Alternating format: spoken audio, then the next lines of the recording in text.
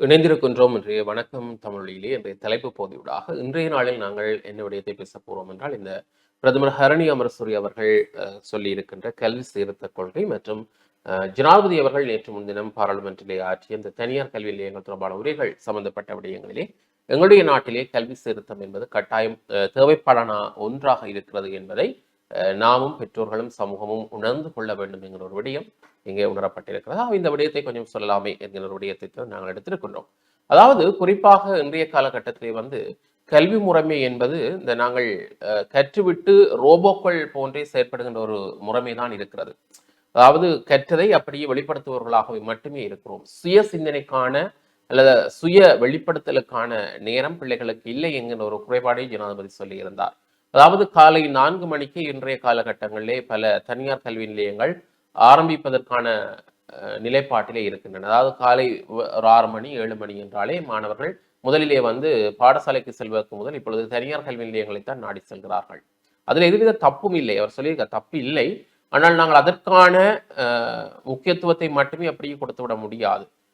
கல்விக்கான மாணவர்களுக்கான சுய சிந்தனைக்கான நேரத்தையும் ஒதுக்க வேண்டும். ஆகவே என்ன நடைமுறையில் நடக்கிறது என்றால், இப்பொழுது அதிகாலையிலே பாடசாலைக்கு செல்வதற்கு முதல் பிள்ளைகள் தங்களுடைய தனியார் கல்வி நிலையங்களுக்கு, அதாவது தங்களுக்கு பிடித்த ஒரு ஆசிரியரிடமோ தனியாகவோ அல்லது குழுவாகவோ அல்லது ஒரு குறிப்பிட்டவர்களுக்கு அல்லது தனியார் கல்வி நிலையங்களூடாக காசு கட்டி ஒரு மனத்தளத்திற்குள்ளவர் சொல்லியெல்லாம் கல்வி கற்பித்தல் நடவடிக்கைகள் நடந்து கொண்டிருக்கிறது. பெற்றோர்கள் அதற்கான செயற்பாடுகளில் ஈடுபடுகிறார்கள். குறிப்பாக காலை வேளையில் ஒரு டியூஷன் சென்டருக்கு போகிறார்கள் என்றால் அந்த காலை வேளை டியூஷன் சென்டர் முடிந்து அடுத்து பாடசாலைக்கு செல்கிறார்கள். சரி, பாடசாலைக்கு செல்கின்ற மாணவர்கள் இந்த பாடசாலை கல்வி முடிந்தவுடன் மீண்டும் என்ன செய்கிறார்கள்? வீட்டிலே போய் சாப்பிடுவதற்கு கூட அவர்களுக்கு நேரம் இல்லை. பின்னேற நேரம், மாலை நேரத்தில் விளையாடுவதற்கு கூட நேரம் இல்லை. அடுத்த கட்டமும் மீண்டும் ஒரு தனியார் கல்வி நிலையத்தை நோக்கித்தான் அவர்கள் நகர்கிறார்கள். ஏனால் இன்றைய காலம் போட்டியான காலம். இலங்கையினுடைய பாடத்திட்டம் அப்படித்தான், போட்டி பரீட்சைகள். ஏதாவது அதிலே நாங்கள் எங்களை முன்னிலைப்படுத்தி நல்ல ஒரு சான்றிதழ் பெற வேண்டும் அல்லது சிறந்த பெறுபேற்றை பெற வேண்டுமாக இருந்தால் இப்படியான கல்வி முறையைத்தான் நாங்கள் பின்பற்ற வேண்டியிருக்கிறது என்ற நிலைப்பாடு இந்த பிள்ளைகள் மத்தியிலே இருக்கிறது. அதுவும் தான் பெற்றோர்கள் மத்தியிலும் வேரூன்றி போயிருக்கிறது. அடுத்த கட்டம் அவர்கள் என்ன செய்கிறார்கள்? தனியார் கல்வி நிலையம் முடியவிட்டு பாடசாலையை முடியவிட்டு அடுத்து மீண்டும் ஒரு தனியார் கல்வி நிலையம். இப்படி மாறி மாறி அவர்கள் தங்களுடைய செயற்திறனை இப்படியே இந்த ஒரு வட்டத்துக்குள்ளேயே செயற்பட்டு கொண்டு இருப்பதனால், இந்த வட்டத்துக்குள்ளேயே அவர்கள் செயற்படுவதனால் அவர்களுக்கான சுய ஆற்றலுக்கான அல்லது சுய சிந்தனைக்கான நேரம் இல்லை என்பதை ஜனாதிபதி ஒத்துக்கொண்டிருக்கிறார். இவ்வாறான கல்வி முறை தான் எங்களுடைய இலங்கையிலே இருக்கிறது. இவ்வாறான விடயத்தை பெற்றோர்கள் என்ன செய்ய வேண்டும்? தவிர்க்க வேண்டும். பிள்ளைகளை சிந்திப்பதற்காக அவர்களுக்கு ஒரு நேரத்தை கொடுக்க வேண்டும். பாடசாலையில் படிப்பித்த ஒரு விடயத்தை பிள்ளை மீண்டும் வீட்டிலே அதை செயற்திட்டங்களாக, அதாவது ஒரு கணிதம் என்றால் அந்த கணிதத்தை போன்ற ஒரு 10 கணக்கை நாங்கள் மீண்டும் அந்த வீடுகளில் செய்து பழக வேண்டும். வெறுமனே கரும்பலைகள் எழுதுகிற கணக்கை பார்த்து விட்டு இது புரிந்து விட்டது, இது புரிந்து விட்டது, பரீட்சை எழுதி விட்டோம் என்று இல்லாமல் நாங்கள் படிப்புங்கிற விடயத்தை மீண்டும் எங்களை சுயமாக நாங்கள் மீட்டு படித்து அறிவு ரீதியாக எங்களுக்கு விளங்கி படிப்பதற்கான வாய்ப்பை பெற்றோர்கள் உருவாக்கி கொடுக்க வேண்டும். அவை தொடர்ச்சியாக இவ்வாறு ரோபோக்கள் போன்ற மாணவர்களை இயக்க விடாமல் அவர்கள் தாங்களாகவே தங்களுடைய கல்வி முறைகளிலே மாற்றங்களை கொண்டு வர அல்லது தங்களுடைய கல்வி திட்டமிடலிலே மாற்றத்தை கொண்டு வர உதவ பெற்றோர்கள் வேண்டும் என்பதை ஜனாதிபதி ஒரு வேண்டுகோளாக விடுத்திருக்கிறார். உண்மையில் அதுதான் எங்களுடைய பிரதேசங்களில் நடந்து கொண்டிருக்கிறது. எங்கு பார்த்தாலும் மாணவர்கள் என்ன பம்பரமாகத்தான் சுழண்டு கொண்டிருக்கிறார்கள். பெற்றோர், அதிலும் குறிப்பாக தாய்மார்களை பார்த்தால் உங்களுக்கு தெரியும், ஒரு பாடசாலைக்கு முதலே பிள்ளைகளை எவ்வாறு வேகமாக கொண்டு செல்கிறார்கள், பாடசாலை விட்ட பின்பு வேகமாக எவ்வாறு தனியார் கல்வி நிலையங்களுக்கு போகிறார்கள் கொண்டு என்பதை நாங்கள் பார்க்கலாம். ஒரு நிகழ்வுகளுக்கோ அல்லது ஒரு நிகழ்ச்சிகளுக்கோ அல்லது நன்மை தீமைகளுக்கோ என்று கலந்து கொள்கின்ற வாய்ப்புகள் இந்த படிக்கின்ற மாணவர்களை பெற்றோர்கள் அதிகம் குறைவு. என்ன காரணம் என்றால் பிள்ளைகளுக்கு டியூஷன் இதுதான் விஷயம். டியூஷனிலே சரி, பாடசாலையில் இல்லாத விடயத்தை என்னுடைய பிள்ளை தனியாக அல்லது குறைந்தவர்கள் மத்தியிலே தெளிவாக கற்றுக்கொள்கிறது, தெரியாதை கேட்டு கற்றுக்கொள்கிறது என்கிற விடயங்களை நாங்கள் ஏற்றுக்கொண்டாலும் அல்லது இந்த நிறுவனங்கள் இப்படி நடத்துவதனால் ஒரு போட்டி ரீதியிலே எங்களுடைய மாவட்டமோ மாகாணமோ முதலிடம் பெறுகிறதோ அல்லது ஒரு நிலையை பெறுகிறது என்று வைத்தாலும் மாணவர்கள் தங்களுடைய சுய கற்றலை சரியாக கற்கிற பொழுது இன்னும் கூடுதலான பெறுபவர்களை நாங்கள் அடைந்து கொள்ள முடியும். அதைத்தான் நாங்கள் இங்கே வலியுறுத்துறோம் என்று அவர் சொல்லியிருக்கிறார், ஜனாதிபதி சொல்லியிருக்கிறார். ஆகவே அந்த ஒரு விடயத்தை நாங்கள் கவனிக்க வேண்டும். அது மட்டும் இல்லாமல் இந்த கல்வி திட்டமிடலே இப்பொழுது ஒரு பாடசாலை மட்டங்களிலே இருக்கிற ஆசிரியர்கள் மாணவர்கள் தொடர்பான பிரச்சனையும் பேசப்பட்டிருந்தது. குறிப்பாக பாடசாலைகளிலே ஆசிரியர்கள் சில இடங்களிலே கூடுதலாக இருக்கிறார்கள், சில இடங்களிலே குறைவாக இருக்கிறார்கள், சில பாடசாலைகளிலே மாணவர்கள் மிக குறைவாக இருக்கிறார்கள் என்கின்ற ஒரு கருதுகோளும் சொல்லப்பட்டிருக்கிறது. இதற்கு காரணம் என்னவென்று பார்த்தால், நாம் பாடசாலைகளை பிரிவுகளாக பார்க்கின்றோம். இந்த பாடசாலையில் சென்று என்னுடைய பிள்ளையை கற்பிக்க வைத்தால் தான் அவன் நன்றாக நல்ல ஒரு பெறுபரை பெறுவான், அல்லது இந்த இடத்துல இருக்கின்ற பாடசாலை கொள்கை என்னுடைய பிள்ளையை விட்டால் தான் அங்கே நல்ல ஒரு கற்பித்தல் முறை இருக்கிறது என்று நாங்கள் நினைக்கிறோம். ஆனால் உண்மையிலேயே எல்லா பாடசாலைகளும் சம பாடசாலைகள் என்கிற ஒரு உற்று நோக்கு எங்களுடைய மத்தியிலே எங்களுடைய சமூகத்திலே இல்லை என்கிற ஒரு நிலைப்பாட்டை மாற்ற வேண்டிய ஒரு பொறுப்பு இன்று வந்திருக்கிறது என்பதையும் ஜனாதிபதி சொல்லியிருக்கிறார். அதாவது குறிப்பிட்ட சில கிராமிய பாடசாலைகளிலே பிள்ளைகளை பெற்றோர் சேர்ப்பதே இல்லை. அங்கே சில 50 மாணவர்கள் தான் படிப்பார்கள் பெரிய ஒரு கட்டட பாடசாலை. சில பாடசாலைகளிலே 5-6 பிள்ளைகள் தான் படிக்கிறார்கள், ஊரை அண்மித்த பிள்ளைகள் படிக்கிறார்கள். மற்றவர்கள் எல்லாம் வெளியூர்களுக்கு வெளியிடங்களுக்கு நகரப்புறங்களை நோக்கி பாடசாலைகளுக்கு செல்கிறார்கள். காரணம் என்னவென்று கேட்டால் இங்கு கற்பித்தல் செயலி அங்குதான் கற்பித்தல் நன்றால் அல்லது இங்குதான் அங்கு சிறப்பான ஆசிரியர்கள் இருக்கிறார்கள் என்கிற ஒரு கருதுகோள்கள் வெளிப்படுகிறது. அது மட்டும் இல்லாமல் இந்த பரீட்சைகள் தலை 5 பரிசில் பரீட்சையில வெட்டு புள்ளிகளை வைத்து பாடசாலை தீர்மானிக்கின்ற ஒரு விடயங்கள், அல்லது உயர்தர பரீட்சைகளிலே சிறந்த பெறுபற்றி இந்த பாடசாலை கற்பிக்கின்ற ஆசிரியர் தான் அதிகமாக வெளிப்படுத்தி கொண்டிருக்கிறார் மாணவர்களூடாக என்பதை சில பெற்றோர்கள் புரிந்து கொள்ளாமல், சில விடயங்களை புரிந்து கொள்ளாமல் அவ்வாறு செயற்படுகிற தன்மைகள் என்று சொல்லி பல காரணங்கள் அடுக்கிக் கொண்டே போகக்கூடியதாக இருக்கிறது. ஆகவே அண்மித்த பாடசாலை சிறந்த பாடசாலை என்கின்ற விடயம் சரியாக பேணப்படுகின்ற பொழுது இதில் மாற்றங்கள் வரலாம் என்கிற ஒரு விடயத்தையும் இங்கே சொல்லக்கூடியதாக இருக்கிறது. அதே போல இந்த கல்வி முறைமையினுடைய நிலைப்பாடு இயந்திரமயமாக்கலான ஒரு கல்வி முறைதான் இன்று பாடசாலை மாணவர்களிடம் இருக்கிறது. இயந்திரமயமான ஓடி ஓடி கற்றுக்கொண்டு இருக்கிறார்கள். ஆனால் அவர்களுடைய முதுகுலே சுமக்கின்ற சுமைகள் இன்னொரு பக்கமாக பேசப்படுகிறது.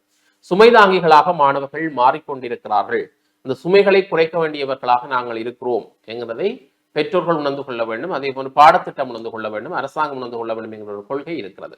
அதாவது இன்று நாங்கள் பாடப்பரப்புகள் அகல விசாகலமாக கட்டமைக்கப்பட்டிருக்கின்றது. பாடங்கள் கூடிக்கொண்டே போகிறது, மாணவர்களுடைய கல்வி சுமை அதிகரித்துக் கொண்டே போகிறது. ஆனால் வெளிநாட்டு முறைகளில் அப்படி அல்ல. ஒரு மாணவன் ஒரு குறிப்பிட்ட வயதிலே அவன் ஒரு துறையிலே பிரகாசிக்கிறான், அல்லது அவனுக்கு பிடித்தமான துறை, அல்லது அவன் ஒரு துறையிலே அதிக புள்ளிகளை பெறுகின்றான், அந்த துறையினூடாகவே அவனை மேல் நோக்கி கொண்டு சென்று அவன் அதிலே சிறந்த ஒரு சமூகத்துக்கு ஏற்ற விதமாக மாற்றுகின்ற ஒரு கல்விக் கொள்கை இருக்கிறது. நம்ம எங்களுடைய இந்த அபிவிருத்தி அடைந்து வருகின்ற நாடுகளிலே இந்த விடயங்கள் மிக மிக மெத்தன போக்கிலே இருக்கிறது. நாங்கள் வெளிநாட்டு பாடத்திட்டங்களுடன் ஒப்பிடுகையில் எங்களுடைய கல்வி என்கிற ஒரு விடயம் பிற்போக்கான ஒரு நிலையிலே இருக்கிறது. பாரம்பரியமான முறைகளை தான் நாங்கள் இன்னும் பின்பற்றிக் கொண்டிருக்கிறோம். ஏனென்றால் தொழில்நுட்ப ரீதியிலே அவர்கள் வெளிநாடுகளில் எவ்வளவு வளர்ச்சியை கண்டு போகின்ற பொழுது நாங்கள் இப்பொழுதுதான் மெதுவாக ஆரம்பிக்கிறோம். ஆனால் எங்களுடைய கல்வி என்கிற ஒரு விடயம் வெளிநாடுகளிலே நல்ல ஒரு மதிப்பாக பேசப்பட்டாலும் அந்த மாற்றங்கள் இன்னும் பெருமாக இருந்தால் இன்னும் மதிப்பு பெறும் என்கிற விடயத்தையும் நாங்கள் சொல்ல வேண்டும். அவை இங்கேயும் பிரதமர் ஹரணி அவர்கள் சொல்லி இருக்கின்றார். என்ன விடயத்தை என்றால், ஒரு குறிப்பிட்ட தரம் 6க்கு பின்பும் மாணவர்கள் சிறந்த பெறுபேற்றை பெறுகின்ற பாடத்திட்டத்தில் அல்லது அவர்களுக்கு பிடித்தமான அவர்கள் எதை விசுவாசிக்கிறார்கள், எதை அவர்கள் பிடித்து தங்களுக்கு இதுதான் நன்றாக இருக்கிறது கேட்க, இதில் தான் எனக்கு சிறந்த பெறுபேற்றை பெற முடியும், இதனூடாகத்தான் என்னால் வளர்ச்சி பெற முடியும் என்கிற ஒரு பாடத்துறையை அவர்கள் ஒரு சிறு பராயத்திலேயே பெற்றுக்கொண்டு அந்த பராயத்திலே அவர்கள் தெரிவு செய்கின்ற பாடத்திட்டத்தினூடாக வளர்ச்சி பெற்று அதனூடாக அவர்கள் அந்த பாடத்திட்டத்திலே ஒரு டிப்ளோமாவோ அல்லது ஒரு பட்டதாரியாகவோ அல்லது முதல்நிலை கற்கைமானியாகவோ அவர்கள் அந்த சமூகத்தில் அந்த தங்களுடைய ஆளுமை திறனை முற்றுமுழுதாக வெளிப்படுத்தக்கூடிய ஒரு கல்வி திட்டத்தை கொண்டு வர வேண்டும். வெறுமனே நாங்கள் காப்பது சாதாரண உயர்தரம் பார்த்தா தெரியும், இத்தனை பாடங்கள் தான் வரையறுக்கப்பட்டிருக்கிறது. ஒரு இன்ஜினியராக, ஒரு டாக்டராக, ஒரு மேனேஜராக, வங்கியில் ஒரு மேனேஜராக, ஒரு ஆசிரியராக, இவ்வளவுதான் எங்களுடைய திட்டமிடல். இப்பொழுதுதான் கொஞ்சம் கொஞ்சம் ஐடி துறைகளே வித்தியாசமான பாடப்பரப்புகள் சேர்க்கப்பட்டு கொண்டிருக்கிறது. இவையெல்லாம் மாற்றமடைந்து ஒரு மாணவன் தன்னுடைய சகல திறமைகளையும் வெளிப்படுத்துவதற்கான ஒரு ஆளுமை மிக்க ஒரு கல்வி திட்டத்தை கொண்டு வர வேண்டும். அதில் ஒரு கல்வி திட்டத்தை அறிமுகப்படுத்துவோம் என்றால் அந்த கல்வி சீர்திருத்தத்திலே அந்த மாணவன் படிக்கின்ற பொழுது எல்லா விடயங்களையும் அவன் கற்கக்கூடிய ஒரு வாய்ப்பை நாங்கள் கொடுக்க வேண்டும். சமூக கல்வியாக இருக்கலாம், சமூகம் சார்ந்த கல்வி, நுட்பம் சார்ந்த தொழில்நுட்பம் சார்ந்த கல்வி, ஆங்கில புலமை, மொழி புலமை என்று சொல்லி எல்லாவற்றையும் ஒருங்கிணைந்த பாடத்திட்டங்களாக நாங்கள் கொண்டு செல்கின்ற பொழுது அது உண்மையிலேயே அவருடைய எதிர்காலத்திலே அது ஒரு வேலைவாய்ப்புக்கான திட்டமிடல் கல்வியாக அமையும். இப்பொழுதுதான் இந்த அரசாங்கம் இது தொடர்பான விடயங்களை அதிகமாக பேச தொடங்கி இருக்கிறது. பிரதமர் கரணியில இருந்து ஜனாதிபதி கூட இந்த விடயங்களை சுட்டிக்காட்டி இருக்கின்றார் என்றால் கல்வி சீர்திருத்தம் என்பது ஒரு வரப்போகிறது என்கிற ஒரு அறிகுறியை நாங்கள் பார்க்கிறோம். அது வெகு சீக்கிரத்திலே வர வேண்டும். குறிப்பாக எங்களுடைய மாணவர்கள் கண்டுபிடிப்புகளையும் அதே போன்று புதுமையான படைப்புகளையும் செய்கின்ற பொழுதுதான் அது சர்வதேசத்தில் எங்களுடைய கல்வி முறைகள் எடுபடும், இல்லையா கார்த்திகாயன்? நிச்சயமாக தானே. குறிப்பாக இப்ப இருக்கக்கூடிய இந்த ஒரு டெக்னாலஜியா இருக்கட்டும், இந்த செயற்கை நுண்ணறிவு சார்ந்திருக்கக்கூடிய தொழில்நுட்பம் அப்படின்றதை தாண்டி இப்பொழுது செயற்கை நுண்ணறிவுன்றது எல்லா துறைகளுக்குள்ளேயும் ஊடுருவிட்டு இந்த மாதிரி இருக்கக்கூடிய சந்தர்ப்பத்துல இந்த கிரியேட்டிவ் மைண்டோடு இருக்கக்கூடிய ஒரு கல்வி முறைமை தான் எங்களுடைய நாட்டுக்கு தேவை, எங்களுடைய பிள்ளைகளுக்கு தேவை. குறிப்பாக எந்த நாடாக இருந்தாலும் இந்த படிச்ச படிப்பிற்கேற்ற வேலை எல்லாருக்குமே கிடைக்காது அப்படி என்பதுதான் உண்மையான விஷயம். அது வளர்ச்சி அடைந்த நாடாக இருக்கட்டும் அல்லது வளர்ச்சி அடைந்து கொண்டு வருகிற நாடாக இருக்கட்டும், படித்த படிப்பிற்கேற்ற வேலை தான் எல்லாருமே செய்கிறார்கள் சொன்னால் நிச்சயமாக இல்லை. இப்படி இருக்கக்குள்ள இனி வரக்கூடிய இந்த இந்த ஏஐ அப்படி என்பது எல்லா துறைகளையுமே இன்ஃப்ளூயன்ஸ் பண்ணி கொண்டிருக்கக்கூடிய ஒரு ஒரு விஷயமா இருக்குது. அது இந்த ஏஐனுடைய வளர்ச்சி பல தொழிலை இழக்க வேண்டிய நிலைமையும் வரும். அதே நேரத்திற்கு பல தொழில் வாய்ப்புகளை உருவாக்கக்கூடிய தன்மையும் இருக்கும் அப்படி என்று அண்மையில் ஒரு அறிக்கை வாசிக்கக்கூடியதாக இருந்தது. அது தொடர்பாக நாங்கள் எப்படி எங்களுடைய அறிவை வளர்த்துக்கொண்டு சொல்வது, நாலேஜை வளர்த்துக் கொள்வது அப்படி என்பதில் கவனம் செலுத்தக்கூடிய மாதிரி இருக்கணும். அதையும் தாண்டி இந்த புதிய பாடத்திட்டம் அப்படின்றக்குள்ள அதிக விமர்சனத்துக்குள்ளான விடயம் எதுவென்று சொன்னால் இந்த வரலாற்று பாடத்திட்டமும் அழகியல் பாடங்கள், இந்த 2 பாடங்களும் தூக்கணும் அப்படி என்றுதான் அதிகமான படித்தவர்களுடையதோ அல்லது இந்த சமூக அக்கறை ஆர்வலர்களுடைய கருத்தாக இருந்தது. ஆசிரியர்களுடைய ஒரு சில ஆசிரியர்களுடைய கருத்தாகவும் இருந்தது. ஆனால் இந்த பாடத்திட்டங்களும் இந்த வரலாறு அழகியல் என்பது தொடர்ச்சியாக இருக்கக்கூடிய தன்மைதான் இருக்கிறது. அழகியல் பாடம் என்பது கூட இந்த கலை சார்ந்த மாணவர்கள் ஈடுபட வேண்டும் அப்படி என்ற ஒரு கருத்தில் நாங்கள் விட்டால் கூட இந்த வரலாற்று பாடம், இந்த இலங்கையினுடைய வரலாற்று பாட நூல் பாடத்திட்டத்தில் இருக்கக்கூடிய விமர்சனங்கள் என்பது அதிகமான ஒன்றாகத்தான் இருக்கிறது. குறிப்பாக நாங்கள் இந்த வரலாற்று இதை பார்த்து கொண்டிருக்கக்கூடிய ஒரு சில வரலாற்று ஆசிரியர்கள் அல்லது இந்த வரலாற்று துறை சார்ந்தவர்களுக்கு நாங்கள் பேசுவது சில வேளையில் ஒரு கோபத்தை உருவாக்கக்கூடிய ஒன்றாக இருக்கும். ஆனால் உண்மையில் அந்த வரலாற்று புத்தகம் தரம் 6 தொடக்கம் தரம் 11 வரை இந்த வரலாற்று பாடம் என்பதை நாங்கள் படிக்க வேண்டிய ஒரு நிர்பந்தத்திற்கு உள்ளானும். இந்த நிர்பந்தத்தில் எங்களுடைய வரலாற்று புத்தகத்தை நாங்கள் படிக்கிற பொழுது எங்களுடைய நாட்டில் தமிழ் மன்னர்கள் யாருமே இல்லையா, தமிழ் சார்ந்த வரலாறுகள் எல்லாம் எங்கே அப்படி என்ற ஒரு கேள்வி எனக்குள் அதிகமாக இருந்தது. இந்த நாட்டில் இருக்கக்கூடிய குளங்களாக இருக்கட்டும், குறிப்பாக வடபகுதியில் இருக்கக்கூடிய குளங்களை கட்டியது கூட சகோதர மொழி பேசக்கூடிய மன்னர்கள் என்ற மாதிரி தான் எங்களுடைய புத்தகங்களில் இருக்குது. அப்ப இதெல்லாம் தொடர்பான கேள்விகள் எங்களுக்கு எழுந்து கொண்டே இருக்கிறது. ஆனால் அந்த பாடத்தை நாங்கள் படிக்க வேண்டும், அதில் அந்த விடை எழுதினால்தான் புள்ளி வரும் என்பதற்காக வேறு வழியின்றி அந்த பாடத்தை நாங்கள் படிக்கக்கூடிய ஒன்றாகத்தான் இருக்குது. இப்ப அங்க படிச்ச வரலாறுகள் எதுவுமே எனக்கு இப்பொழுது உதவுகிறதா என்று சொன்னால் இல்லை. ஆனால் அது தொடர்பாக ஒரு பல்கலைக்கழகத்தில் ஒரு துறை இருக்கிறது, அது தொடர்பாக வேலை வாய்ப்புகள் இருக்கிறது என்று சொல்லிக்கொள்ள மாணவர்கள் தங்களுடைய வரலாறுகள் அழிக்கப்பட்டாலும் பரவாயில்லை என்று சொல்லி நாங்கள் ஏதோ ஒரு வரலாற்றை படிக்க வேண்டிய ஒரு சூழ்நிலை தான் இருக்கிறது. நாங்களும் அப்படி ஒரு சூழ்நிலையில் படித்தவர்கள் தான். இப்ப வரலாற்று ஏதாவது ஒரு பாடத்திட்டத்தை மாற்றுகிறார்கள் சொன்னால் இது தொடர்பாகவும் கவனத்தில் எடுக்க வேண்டும். இனி வரக்கூடிய வரலாற்று புத்தகங்கள் எல்லாம் பாடத்திட்டமே மாற்ற வேண்டிய ஒரு சூழ்நிலை இருக்கு. நாங்கெல்லாம் பல வருஷத்துக்கு முன்னர் நடந்தே படித்துக் கொண்டிருக்கிறோம். இன்றைக்கு எங்களுடைய ஊர் பேசக்கூடிய வரலாறுகள், ஒரு தவறான அரசியல்வாதிகளை மக்கள் எப்படி விரட்டி அடித்தார்கள் அப்படி என்ற வரலாறுகளை எல்லாம் பாட புத்தகங்களில் இணைக்க வேணும். அப்படி என்றதான் ஒரு தவறான அரசியல்வாதியோ தவறான அரசியல் தலைவர் ஒரு ஆள் இருக்கிறாருன்னு சொன்னா அவர் எப்படி மாணவர்கள் விரட்டி அடிக்கணும் அப்படின்றத சொல்லிக் கொடுக்கணும் பிள்ளைகளுக்கு.